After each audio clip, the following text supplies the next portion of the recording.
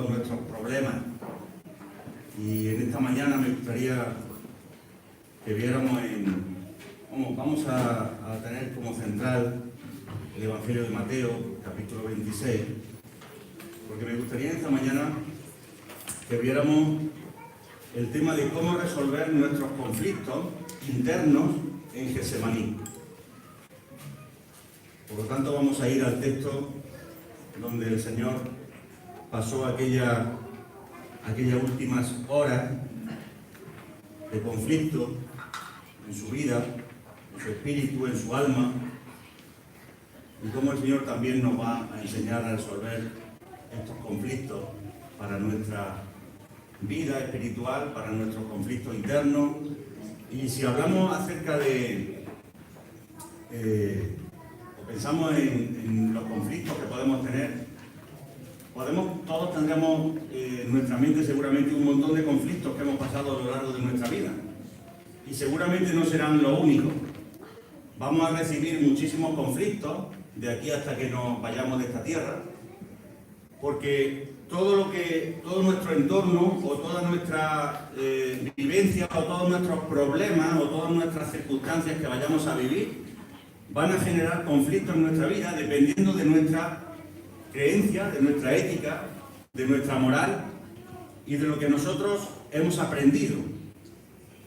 Y la adolescencia, por ejemplo, es una edad donde está llena de conflictos, porque ellos empiezan a sentir una serie de cambios, empiezan a notar que ya dejan de ser niños, empiezan a descubrir también algunas cosas que le habían dicho que no eran así, y empiezan a tener una serie de conflictos que les lleva, pues, también, lógicamente, el tema químico, hormonal que tienen dentro, a estar más agresivos, a estar preguntones, respondones, a intentar ir a contracorriente en cuanto a la sociedad.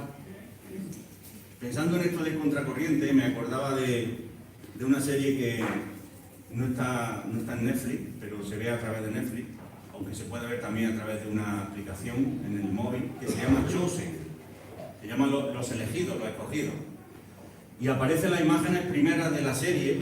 Cada capítulo es sobre la vida de Jesús, y cada capítulo aparecen un montón de peces nadando en una dirección. Empiezan a nadar, están dando todas vueltas. No sé por qué han elegido el tema de dar vueltas, pero están dando todas vueltas, y de golpe a porrazo hay un pez de color diferente que empieza a nadar en contracorriente.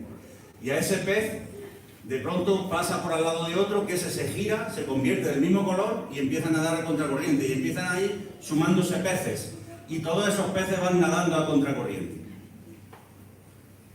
Todos esos peces que están nadando a contracorriente tienen que superar muchos conflictos internos que forman parte de nuestra humanidad. Vamos a leer los versículos 39 al 53. Perdón, del 36 vamos a ir al 46.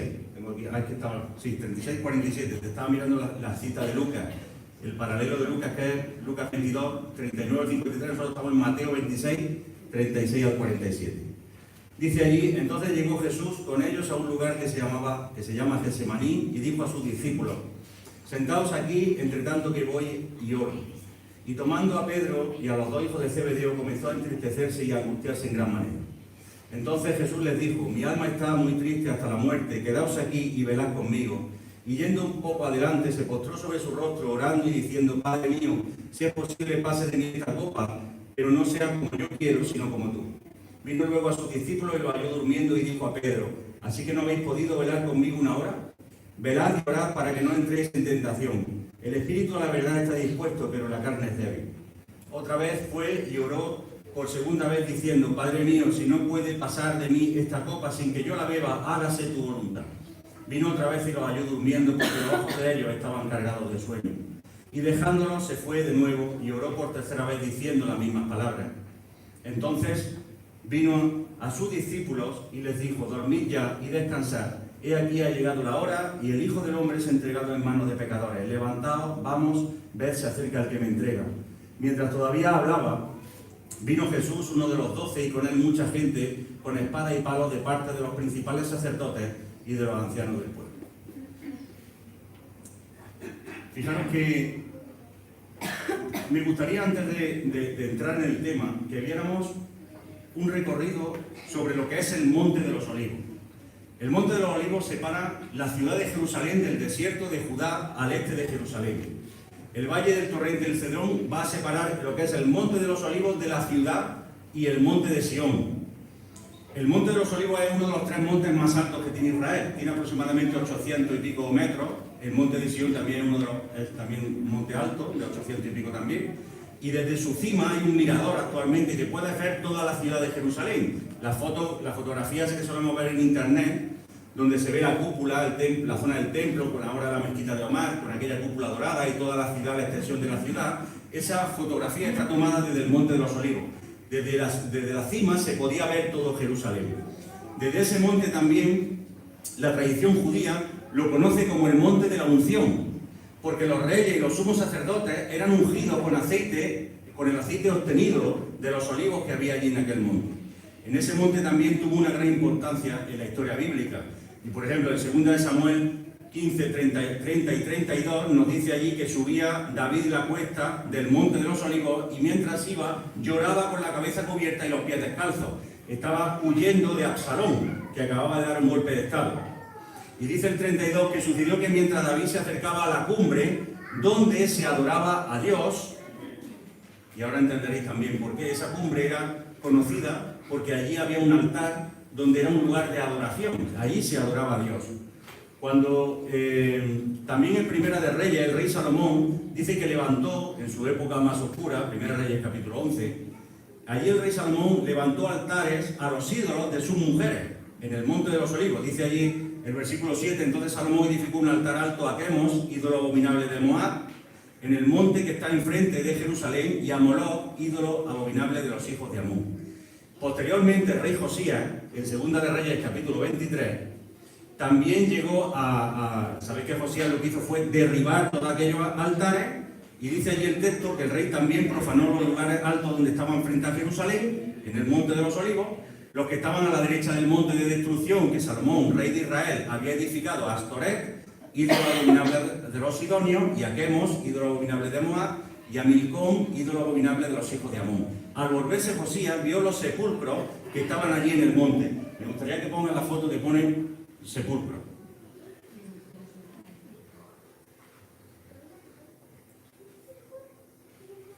Eso es el Monte de los Olivos, y una de las laderas del monte, o la ladera del monte, una parte de la ladera del monte, es un cementerio de más de 3000 años, hasta el punto que ahí está la tumba de Ageo y de otro profeta también, y no recuerdo exactamente ahora mismo el nombre. Ahí todavía es un lugar sagrado, se están enterrando personalidades importantes, y como veis, dentro de esos sepulcros, estuvo quitando huesos, dice allí el Segunda de Reyes, que envió a recoger los huesos de los sepulcros y los quemó sobre el altar, profanándolo conforme a la palabra del Señor, que había proclamado el nombre de Dios, que había anunciado estas cosas, menos de unos profetas, que le dijeron, ahí también están los sepulcros de unos profetas, y por eso no los toqué, todos los profetas los dejáis. Pero estuvo profanando aquellos altares que había levantado Salomón en tiempo antiguo. Pon la otra fotografía para que estén viendo. Ese sería el Monte de los Olivos. Todavía quedan algunos olivos. No quedan, es decir, los olivos que quedan en el Monte de los Olivos no son los originarios que estaban Jesús, los que veía Jesús, aunque algunos creen que posiblemente como el olivo se reproduce desde sus raíces, aunque tú cortes un olivo, puede volver otra vez a brotar de las raíces. Entonces algunos piensan que muchos de los olivos que hay todavía, que son bastante grandes, son milenarios, posiblemente eran de los que habían existido siempre.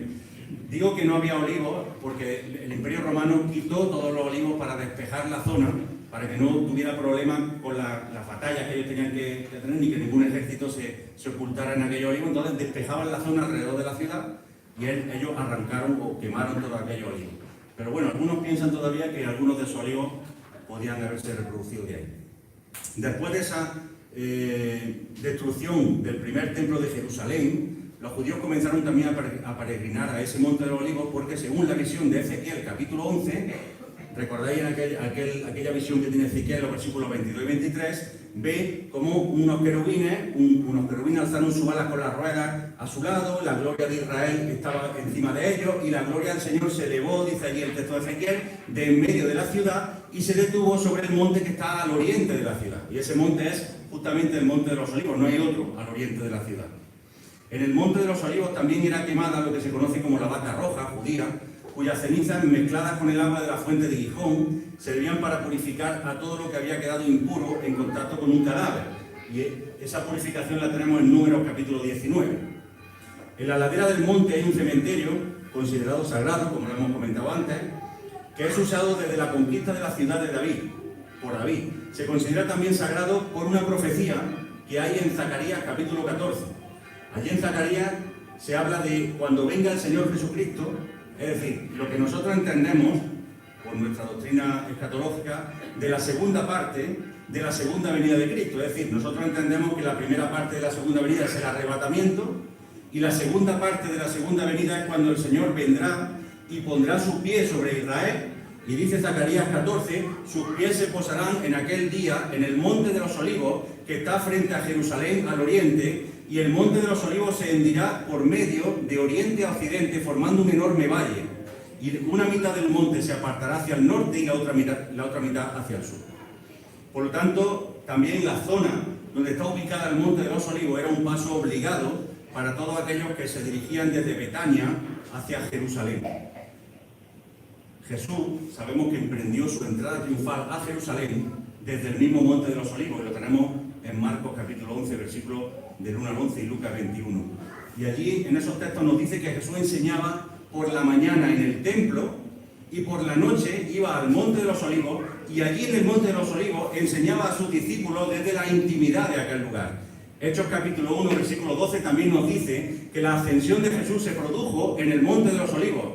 Dice allí el versículo 12, entonces regresaron a Jerusalén desde el monte llamado de los Olivos, que está cerca de Jerusalén, camino de un día de reposo. Un día de reposo aproximadamente era 1 kilómetro, más o menos. Era la distancia que podían recorrer sin hacer un esfuerzo considerado trabajo en un día de reposo, aproximadamente 1 kilómetro.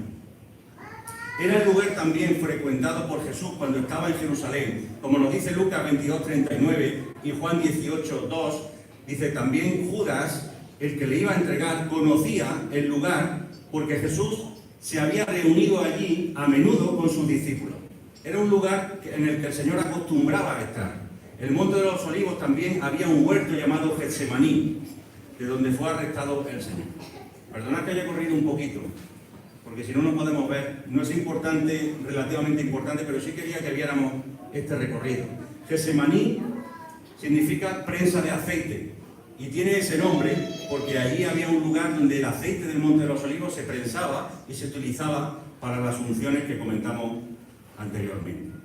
Por lo tanto, podemos ver la importancia que tiene el Monte de los Olivos. Pero ¿qué importancia tenía para Jesús? ¿Qué importancia concreta tenía para el Señor? Ni siquiera podemos entender el significado espiritual de ese monte en toda su extensión. Pero lo que sí podemos conocer es la enseñanza espiritual que Dios nos ha dejado en este pasaje de Getsemaní. Entre otros, es cómo resolver nuestros conflictos internos.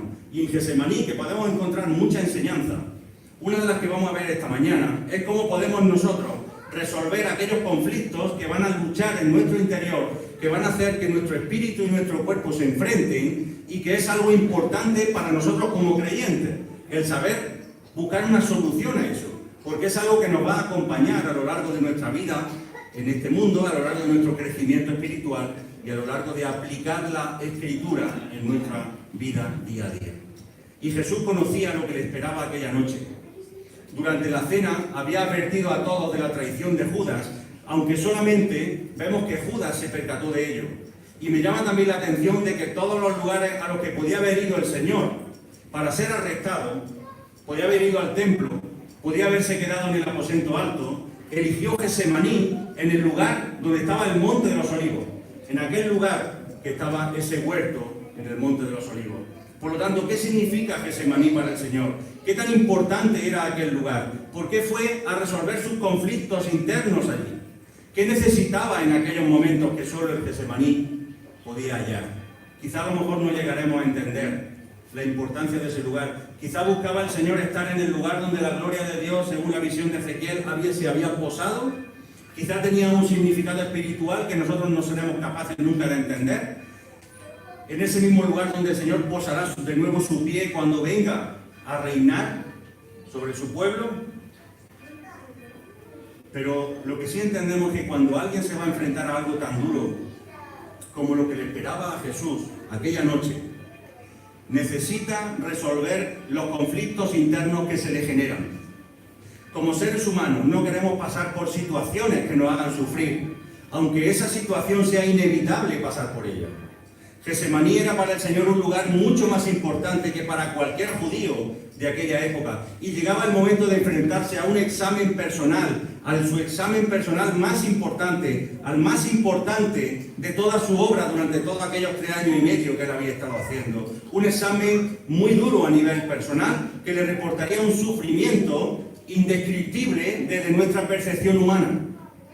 No sabemos, no podemos llegar a entender, ni siquiera si fuéramos médicos o psicólogos, hasta qué nivel pudo sufrir el Señor por todo el conocimiento que tenemos nosotros de lo que se produjo en aquel momento en la cruz.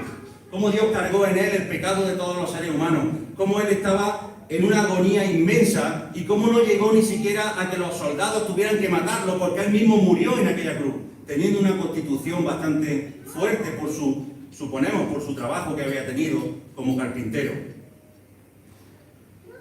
Por lo tanto, ese examen tan duro necesitaba poder acometer esa obra redentora y necesitaba para hacer eso, para poder pasar aquella prueba tan difícil que para nosotros escapa de nuestra mente y nuestro entendimiento, necesitaba tener un encuentro con el Padre y con su voluntad. Y para poder también acometer aquella obra necesitaba sentir el aliento de sus amigos y encontrar reposo para su alma. Jesús iba a enfrentar sus conflictos internos en Getsemaní y eligió ese lugar.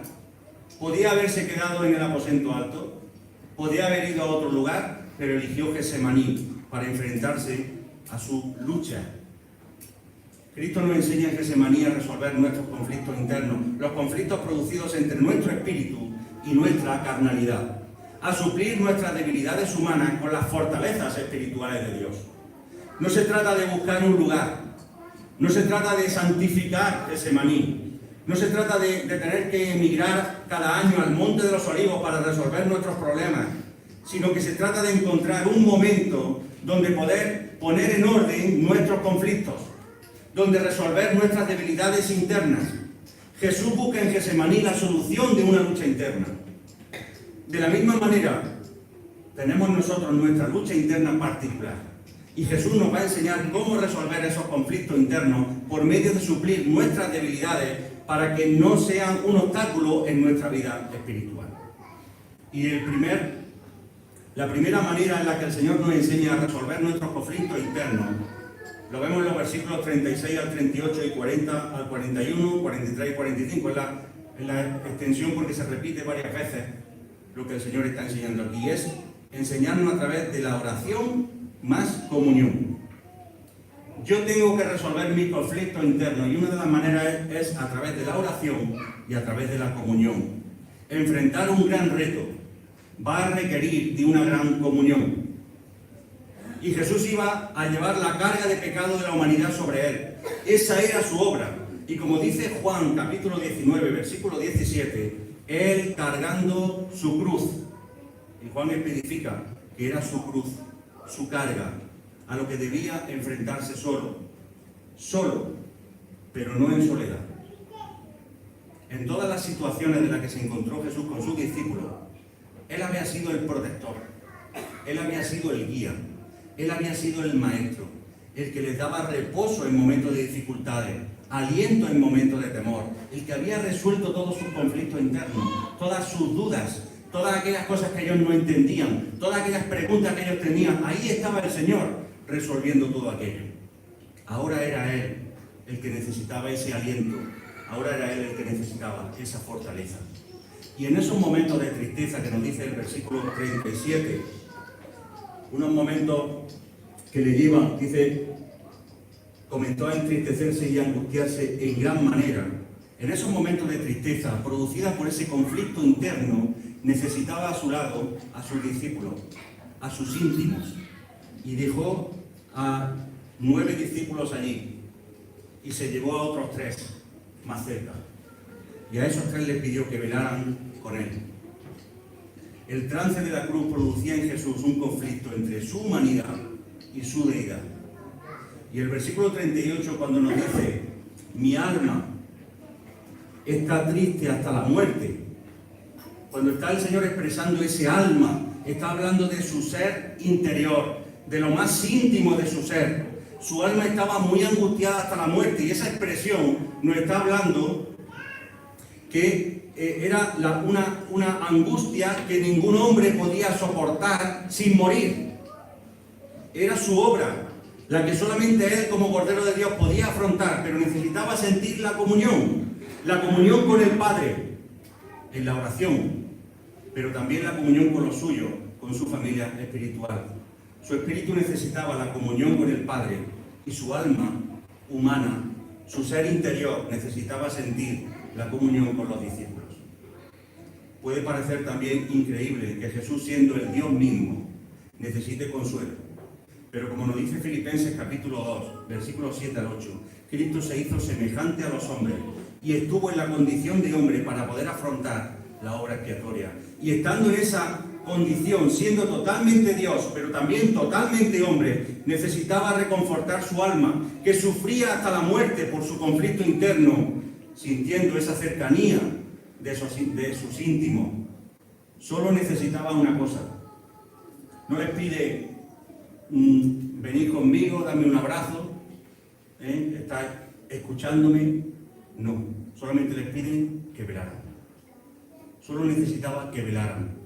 Y aquí la palabra velar simplemente significa estar despierto.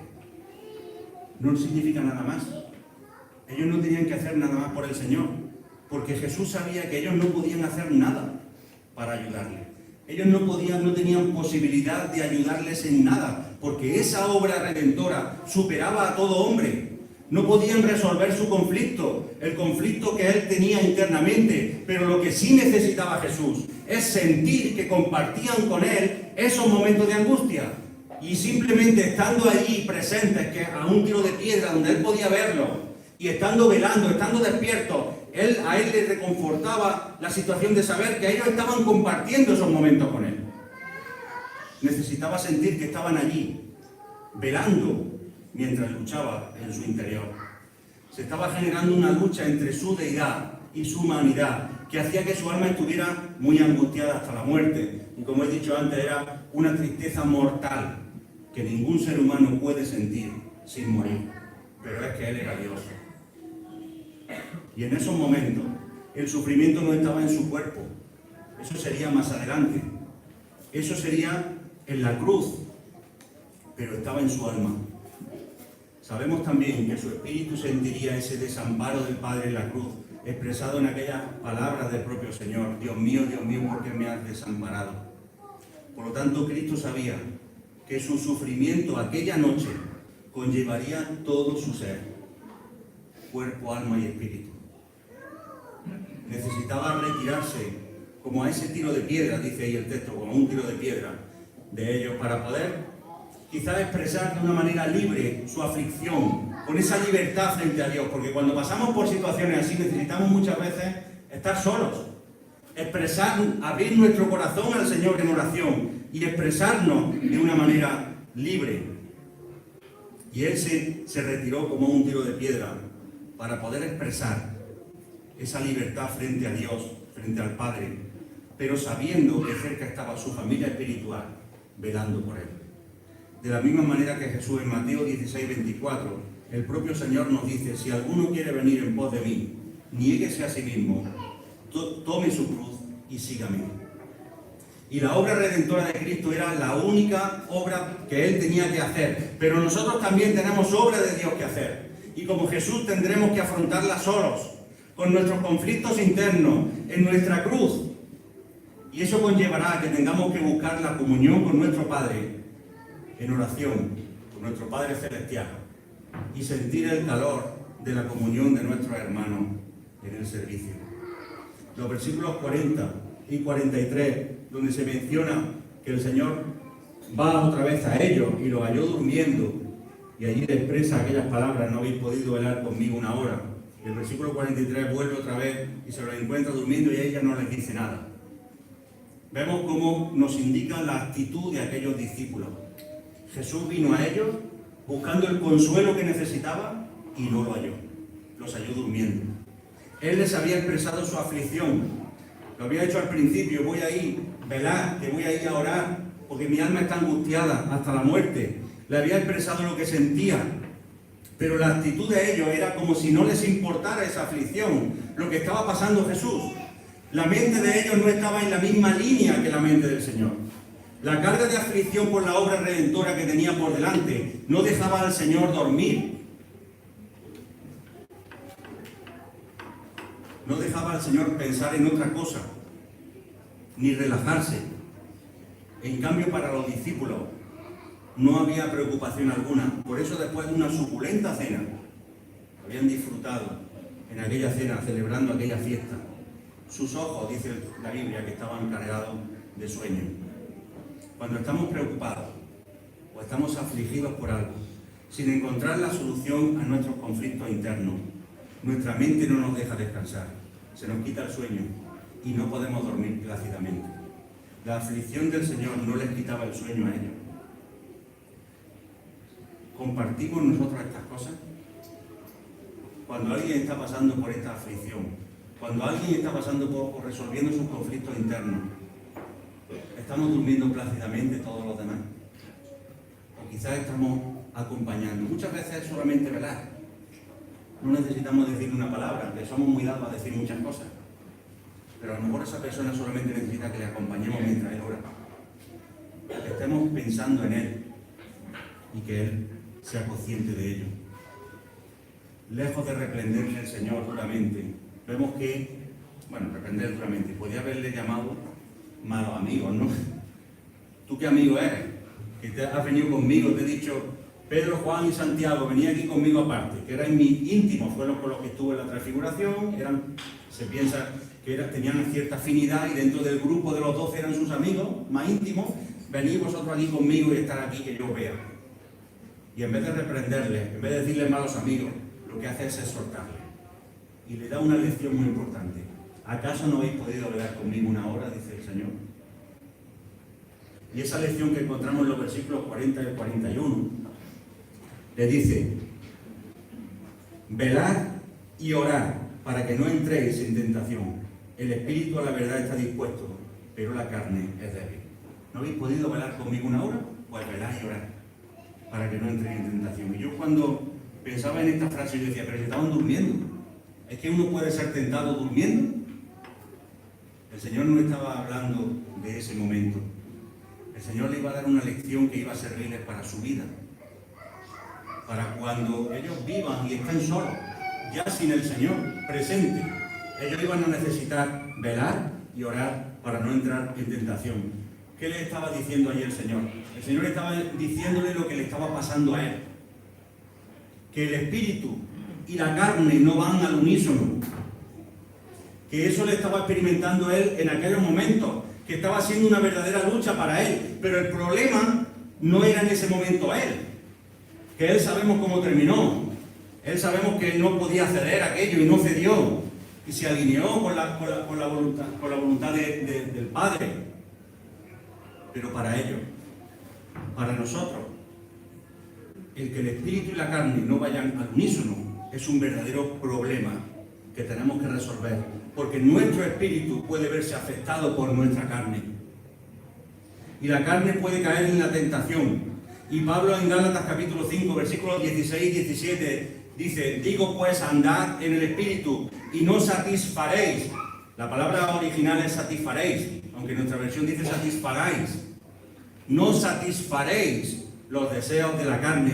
Andad en el espíritu y no satisfaréis los deseos de la carne, porque el deseo de la carne es contra el espíritu y el del espíritu es contra la carne, y estos se oponen entre sí para que no hagáis lo que quisierais. Nuestro espíritu está dispuesto para hacer la obra de Dios, pero las deficiencias de nuestra carnalidad se van a convertir en un obstáculo que debemos liberar, que debemos de librar. El diablo nos va a atacar a nuestro hombre carnal, y la única manera de evitarlo es andar en el espíritu. Y para andar en el espíritu, Jesús nos dice que debemos velar y orar. Es decir, estar alerta y estar en comunión con Dios a través de una vida de oración. Tenemos que estar con los ojos abiertos, con las orejas despiertas, con todos los sentidos preparados, porque el diablo nos va a atacar por cualquier rincón. Y además, tenemos que estar en comunión plena, diaria con el Señor. ¿Recordáis también aquella escena donde el Señor les tuvo que decir a los discípulos, después de haber hecho el ridículo allí, delante de toda aquella multitud? Es que hemos estado haciendo lo mismo que tú haces y no hemos podido echar el demonio.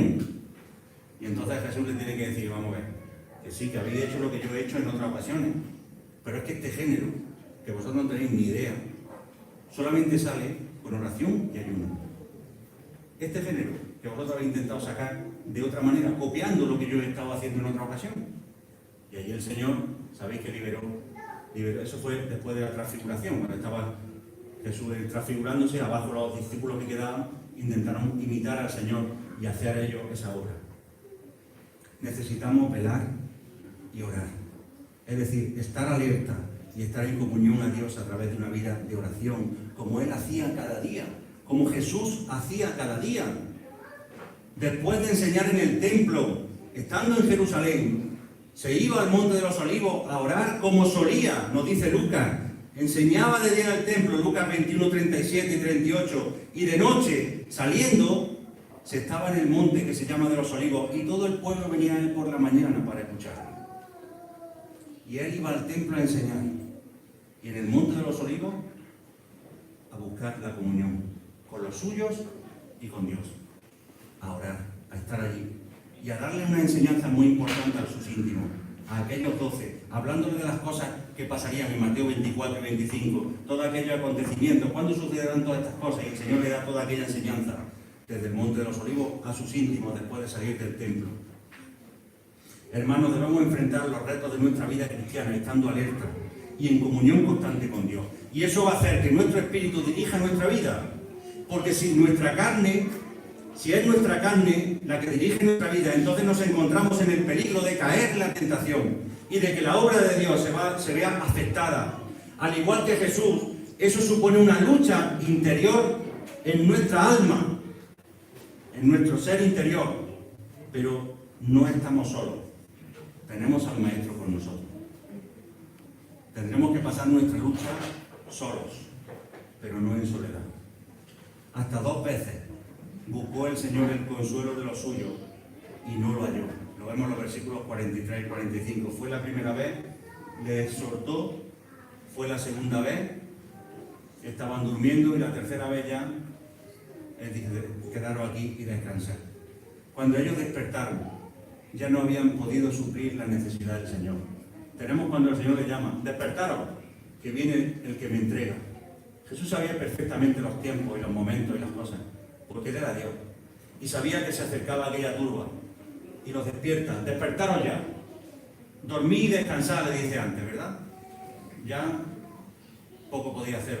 Ya no habéis podido hacer lo que yo pedía de vosotros. Pero ahora levantaros. Y cuando ellos despiertan, se dan cuenta que no habían podido suplir la necesidad del Señor. Ya había sido cubierta, y había sido cubierta por Dios. Lucas 22, 43, que es el otro texto paralelo que tenemos en el Evangelio de Lucas, de este mismo pasaje. Dice allí que se le apareció un ángel del cielo para fortalecerlo. Ellos no habían podido estar allí acompañándole, pero Dios siempre está. El Padre sí le atendió. Y el versículo 45, donde el propio Señor le dice que ya la tercera vez vino a sus discípulos, le dijo, dormid ya y descansad, y aquí ha llegado la hora, y el Hijo del Hombre es entregado en manos de pecadores, nos habla de que no podemos perder las oportunidades de comunión. Cada oportunidad que perdamos, la hemos perdido. Cada segundo de vida que pasa, ha pasado. Cada minuto que no aprovechemos en las cosas del Señor, pasará. No podemos recuperarlo, por lo menos hasta la fecha. No sé si algún día los científicos ateos que están intentando alargar la vida y buscar viajar en el tiempo conseguirán que lo hagamos, pero ahora mismo el tren pasa. ¿Y sabéis lo que seguramente muchos creyentes en Ucrania están echando de menos? Esto. Seguramente muchos creyentes en Ucrania están echando de menos esto que tenemos nosotros aquí ahora mismo. Estar aquí. 5 minutos.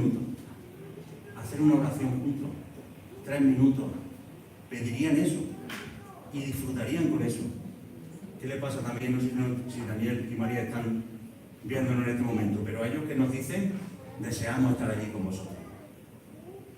El tren pasa. Perdieron la oportunidad de consolar al Señor con su sola presencia, estando simplemente mirándole. A un tiro de piedra se puede ver a una persona. No puede a lo mejor escuchar todas sus palabras, pero sí puedes verlo.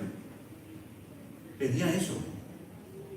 Yo imagino la cara de Pedro cuando le miró, como a un tiro de piedra también, cuando le negó 3 veces. Dice Marcos que vuelto el Señor miró a Pedro y Pedro se derrumbó allí. Su alma se derrumbó allí de tristeza por las palabras del Señor que le habían dicho. Y con aquella mirada estaba el Señor recordando todo lo que había hecho. Y es curioso cómo después de ver la necesidad del Señor en estos versículos, esa expresión, el Hijo del Hombre es entregado en manos de pecadores. A mí esta expresión me cobraba un sentido diferente. El Hijo del Hombre es entregado en manos de pecadores. Pero Él quería estar en manos de los suyos. Él había pedido que velaran los suyos.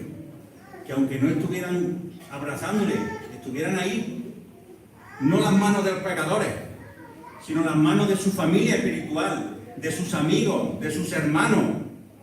Cuando el Señor le preguntó, aquí está tu madre y tu hermano, dijo, estos son mi madre y mi hermano, dijo el Señor. Y eso no, para el Señor no eran manos de pecadores, porque a Pedro le había dicho, el que está limpio solamente necesita lavarse los pies. Y vosotros estáis limpios todos, aunque no todos, solamente uno no estaba limpio, que era Judas. Pero ahora iba a ser entregado en manos de pecadores. El Señor buscaba manos amigas en esos momentos de necesidad y no las halló. Hasta 2 veces las buscó y los halló dormidos. Pero las manos de pecadores venían a Él sin buscarlas, y esos pecadores no estaban dormidos, estaban despiertos. El mal no duerme. El diablo no duerme. No perdamos, hermanos, la oportunidad de dar consuelo, de dar ayuda cuando alguien nos busca, porque el mal nunca duerme. Y en los versículos 34, 39 y 42 vemos que el Señor también nos enseña a resolver nuestros conflictos internos con la voluntad de Dios, buscando la voluntad de Dios. Enfrentar un gran reto requiere buscar la voluntad de Dios. Ante lo que nos supera, ante la limitación de nuestra vista y de nuestro entendimiento, qué valiosa es la información acerca del futuro, ¿verdad? Cuando sabemos cosas, hemos pasado por vivencias, diríamos, oye, pues ya no haría aquello que hice, o no haría aquello otro, o lo haría de manera diferente, porque ya hemos visto el resultado, ya tenemos el conocimiento del futuro. ¿Qué poder hacer frente a nuestra limitación? ¿Qué poder hacer frente a la humanidad que nos ciega, que nos hace equivocar nuestras decisiones, que nos mueve a no seguir lo espiritual, sino lo humano? Y Jesús se halló en un dilema. Sentía en su cuerpo y en su alma la respuesta, no espiritual, de alejarse de aquel lugar a toda prisa, de no enfrentarse a la cruz. Y no podemos ni siquiera imaginar lo que pudo sentir el Señor cuando, como dice Apocalipsis, Él era santo, santo, santo. En aquel cántico que cantaba aquella multitud vestida de ropa blanca. Y siendo santo, santo, santo, Dios cargó en Él el pecado de todos nosotros. Y no podemos imaginar lo que su espíritu, su alma y su cuerpo pudieron sentir en aquel momento. Y Jesús tenía una lucha interior, fruto de su humanidad. Una humanidad perfecta, sin mancha, pero con sentimientos totalmente humanos, que lloraron frente a la tumba de Lázaro, a pesar de que Él sabía que lo iba a resucitar. Una humanidad que, juntando todo esto, su ser estaba muy triste hasta la muerte, y le llevó a inclinar su rostro frente al Padre en una posición de humillación, en una posición de aceptación, de renuncia, buscando si había otra posibilidad, otra manera de no beber aquella copa, y sabiendo que no la había, se somete a la voluntad de Dios. Nosotros no sabemos qué más pediría en su oración el Señor en todas aquellas horas que estuvo en esa aflicción, pero sí sabemos que en 3 ocasiones pidió al Padre que buscara otra posibilidad. si hubiera alguna posibilidad de que Dios sea glorificado, decía el Señor, y de que el hombre sea salvado sin pasar por aquella copa, deseaba agarrarse a ella. Pero Jesús sabía que no habiendo ninguna posibilidad, debía cumplir la voluntad de Dios. Su propia voluntad estaba arraigada a la voluntad del Padre. Y aunque su humanidad deseaba que hubiera otra posibilidad, su voluntad era la voluntad del Padre. Juan capítulo 4, versículo 34 nos dice, Jesús les dijo a los que estaba hablando con ellos, mi comida es que haga la voluntad del que me envió y que acabe su obra. ¿Cuántas veces le pedimos nosotros a Dios que nos dé lo que desea nuestra alma? Debemos pedir no solo nuestro deseo, sino que debemos de ofrecerle al Señor nuestra resignación a su voluntad. No podemos solamente pedirle lo que desea nuestra alma, sino también decirle al Señor, Señor, pero que sea tu voluntad. Y como hijos suyos, resignarnos a su voluntad. Y vemos cómo Cristo tuvo respuesta a sus oraciones, porque Hebreos 5, del 7 al 10 nos dice, y Cristo en los días de su carne, ofreciendo ruegos y súplicas con gran clamor y lágrimas, al que le podía librar de la muerte, fue oído a causa de su temor reverente. Y aunque era hijo, por lo que padeció, aprendió la obediencia, y habiendo sido perfeccionado, vino a ser autor de eterna salvación para todos los que le obedecen. Y fue declarado por Dios sumo sacerdote, según el orden de Melquisedec. Cristo fue oído a causa de su temor reverente. Él buscaba la voluntad del Padre. Dios nos da libertad de actuar conforme a nuestros deseos, pero nos advierte que como hijos suyos actuemos conforme a lo suyo. Y no tengo que recordaros el texto de Mateo capítulo 7, versículo 21. No todo el que dice Señor, Señor entrará en el reino de los cielos, sino el que hace la voluntad de mi Padre que está en los cielos. Muchos me dirán aquel día, Señor, Señor, en tu nombre echamos fuera demonios, hemos hecho muchos milagros. Yo cuando le digo este texto a mi alumno, le digo, yo todavía no he echado ningún demonio. Ah, no, maestro, pues yo conozco a uno que echa demonios. Bueno, yo no he echado ninguno, y menos he hecho milagros. Y estos dicen que han hecho muchos milagros, y han echado fuera demonios en el nombre de Jesús. Y dice el Señor, y yo les responderé, nunca os conocí, apartados de mí, hacedores de maldad. Y el Señor utiliza el verbo hacer. No todo el que dice Señor, Señor entrará en el cielo, sino el que hace la voluntad de mi Padre. Apartados de mí, hacedores de maldad. Y la tercera cosa que nos enseña el Señor, la encontramos ya en Lucas 22:43, que lo hemos leído anteriormente. Y le envió unos ángeles, o un ángel, para fortalecerlo. Y vemos que enfrentar un gran reto requiere una gran fortaleza. Aquí vemos resolviendo nuestros conflictos internos con la fortaleza de Dios, no con nuestra propia fortaleza, porque hay conflictos que requieren una gran fortaleza. Cristo halló respuesta a sus oraciones, como hemos visto en el texto de Hebreos, y aunque no recibió otra copa diferente, el Padre le demostró que no estaba solo en su obra. Los seres humanos tendemos a sobrevalorarnos muchas veces, en todos los aspectos, Nos vemos más cualificados de lo que somos, más preparados de lo que realmente estamos, más fuertes de lo que realmente somos, más guapos, ¿no? Con más pelo. Tendemos a sobrevalorarnos. Ahí está luego la enfermedad contraria, que es cuando se están infravalorando, cuando entran en depresión, ¿verdad? Pero normalmente tendemos a sobrevalorarnos. Y el apóstol Pablo dice en 2 Corintios, capítulo 12, versículo 7, y para que la grandeza de las revelaciones no me exaltase desmedidamente, me fue dado un aguijón en mi carne, un mensajero de Satanás, que me abofeté para que no me enaltezca sobremanera, respecto a lo cual 3 veces he rogado al Señor que lo quite de mí, y me ha dicho, bástate mi gracia, porque, y esta es la frase importante, esta es la frase importante que a ningún ser humano le gusta, que seguramente Putin ni la aceptará, ni Putin ni los gobiernos, por ejemplo, de grandes poderes como China, como Estados Unidos, como los gobiernos poderosos que tienen muchas armas. Mi poder, dice Pablo, se perfecciona en la debilidad. Mi poder se perfecciona en la debilidad. Por tanto, de buena gana me gloriaré más en mis debilidades, no en mis fortalezas, no en sobrevalorar lo que yo soy, sino en mis debilidades, para que repose sobre mí el poder de Cristo.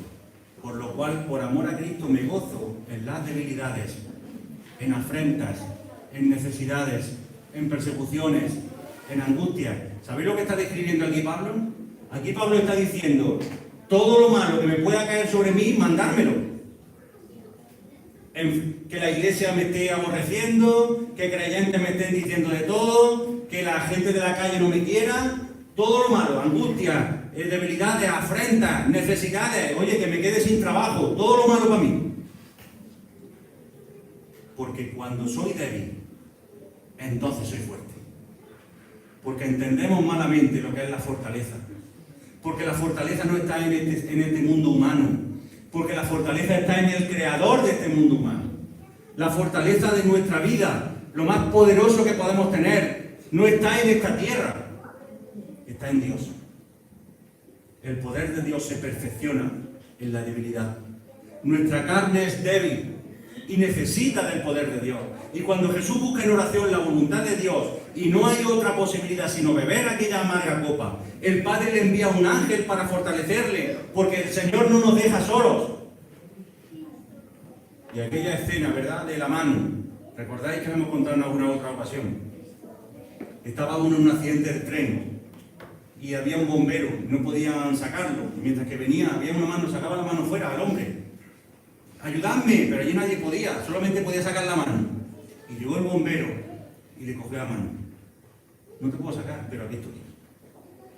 Hemos llamado ayuda cuando vengan con la herramienta, pero aquí estoy. No te voy a dejar.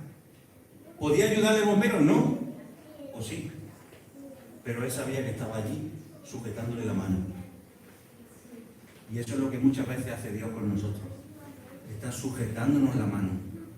El Padre le envía un ángel para fortalecerle. No podía quitarles aquella obra redentora. No podía sacarlo de allí y hacerlo de otra manera.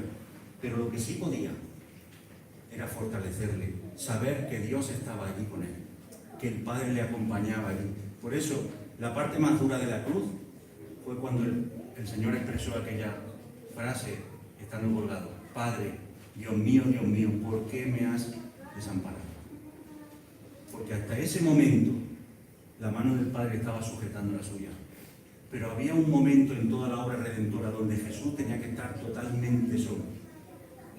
Y era cuando Él tenía que pagar por tu pecado y por mi pecado. Cuando acudimos a Dios buscando su voluntad, en nuestras responsabilidades espirituales, en nuestros conflictos internos, aún reconociendo nuestras debilidades, Él nos dará lo que necesitamos para realizar la obra, lo que necesitamos para superar todos aquellos conflictos que suceden en nuestro interior. Tenemos fortalezas y cualidades, pero no podemos pretender afrontar con ellas la obra de Dios por nosotros mismos y los conflictos que se generan. Y Dios usará tus fortalezas, tus cualidades y tus debilidades para perfeccionar su poder en ti. Y aunque tus debilidades te estén abrumando, aunque esos conflictos internos te estén condicionando, aunque tus limitaciones humanas te condicionen para no hacer el servicio que Dios requiere de ti, tienes que buscar a Dios para que te fortalezca, para que seas un instrumento de su poder.